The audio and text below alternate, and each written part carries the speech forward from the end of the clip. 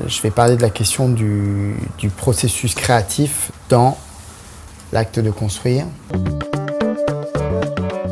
Alors il faut savoir que le processus architectural, c'est un processus complexe avec beaucoup d'acteurs et que nous avons généralement dissocié en plusieurs étapes.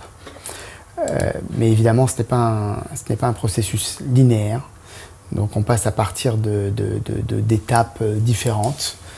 Parfois excitantes, parfois très frustrantes, d'aller-retour. L'objectif du séminaire de cette année, c'est de travailler sur la question de l'impact des sciences cognitives sur les processus créatifs. On s'intéresse dans notre séminaire à la question de l'architecte. Aujourd'hui, le processus architectural, le processus de conception d'un bâtiment, c'est un processus assez long puisqu'il interroge énormément d'acteurs différents dont les envies et les besoins sont parfois contradictoires. On a des niveaux d'interaction avec différents types d'utilisateurs comme des entreprises, des maîtres d'ouvrage, des investisseurs. Et donc la question qui se pose aujourd'hui aux architectes, et c'est une question que l'on voit dans tous les domaines d'activité, qui est en fait la question de la dématérialisation des processus et des services. Et ce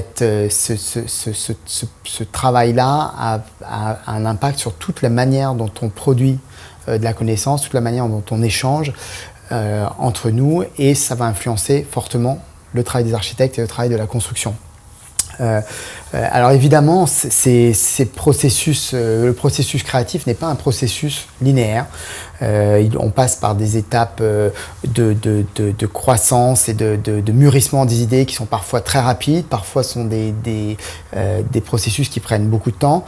Et cette interaction, ce processus est non linéaire et il invoque différentes étapes qui correspondent un petit peu à notre capacité, la capacité de notre cerveau à dissocier et à diviser des tâches très complexes en des sous-tâches que l'on arrive à gérer étape par étape. Alors aujourd'hui, à l'ère de l'intelligence artificielle et du deep learning, on s'aperçoit que finalement, ce besoin de diviser des choses complexes en des étapes plus courtes et plus réduites, c'est en fait une question qui ne se pose plus. La dématérialisation de certains processus nous permettent d'envisager la gestion en parallèle de certains sujets comme la relation client, la relation aux problèmes de conception ou aux problèmes de construction. Parfois l'enjeu autour de la représentation de notre organisme, qui sont des organismes spatials, peuvent être gérés par des systèmes intelligents et plus complexes. Alors évidemment, beaucoup de personnes se posent la question de l'acte créatif et de la manière dont l'acte créatif pourrait être codé ou simulé par des systèmes intelligents. Donc dans l'œuvre de Duchamp qui s'appelle Fontaine 1917, c'est un simple objet qui devient une œuvre d'art par provocation par rapport au standard de ce qu'on en appelait œuvre d'art en 1917. Et cette situation-là finalement de prise de position et de prise de risque, ce sont des systèmes que l'on voit aujourd'hui apparaître dans l'analyse prédictive autour de la bourse, dans l'analyse prédictive d'évolution de l'économie. Et donc, d'une certaine manière, il serait possible aujourd'hui d'imaginer que cette prise de risque et cette prise de position dans un contexte peut être simulée par des systèmes. Donc là, on présente une expérience tout à fait intéressante d'un groupe d'artistes piloté par ING et Microsoft qui présente une œuvre de Rembrandt qui s'appelle le Next Rembrandt, qui est une œuvre inventée par un ordinateur. Et cette œuvre, en fait, s'est inspirée de toute la culture, de l'ADN artistique de Rembrandt, le langage d'un artiste sur la manière dont il traite le regard, la manière dont il traite le toucher, la manière dont il traite l'obscurité ou le clair-obscur de Rembrandt. Et donc cet automatisme par processus de renforcement a appris les détails qui constituent le caractère de l'œuvre de Rembrandt.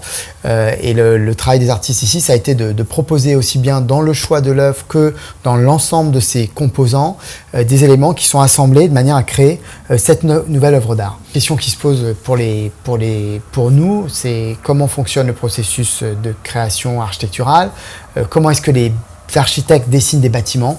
Donc on voit que chaque architecte, d'une certaine manière, a créé sa propre méthode de projet, il n'existe pas de règles, mais qu'il y a un certain nombre d'étapes qui passent de la recherche d'inspiration aux premiers croquis, aux premières intentions, qui viennent se mêler avec des étapes de contraintes techniques, financières, et qui, étape par étape, couche par couche, deviennent des éléments de constitution du projet.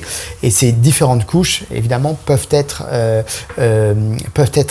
traitées ou travaillées par ce qu'on appelle des réseaux de neurones artificiels, et qui permettraient, étape après étape, d'améliorer le processus de création architecturale. Alors évidemment, aujourd'hui, on a une base de données considérable d'images autour de certains architectes, autour de certains types de typologies de bâtiments, typologie de maisons, typologie de bâtiments publics. Et la question qui se pose pour les architectes qui travaillent sur cette question de la conception intelligente du projet, c'est d'imaginer, de pouvoir apprendre à partir de ces images à reconstituer d'autres images et d'autres environnements. On peut imaginer que sur un bâtiment, une maison de Tadawando, on puisse, étape après étape, apprendre à un système à décortiquer le langage qui constitue l'œuvre d'Ando, le travail sur le béton brut, le travail sur la ligne très particulière qui, chez cet architecte japonais, vient couper des espaces et créer à la fois des failles, mais aussi des lignes de conduction, des lignes directrices de circulation dans le bâtiment. Et finalement, ce langage, c'est quelque chose qui peut être progressivement appris, probablement imité, et ensuite mûri et transformé.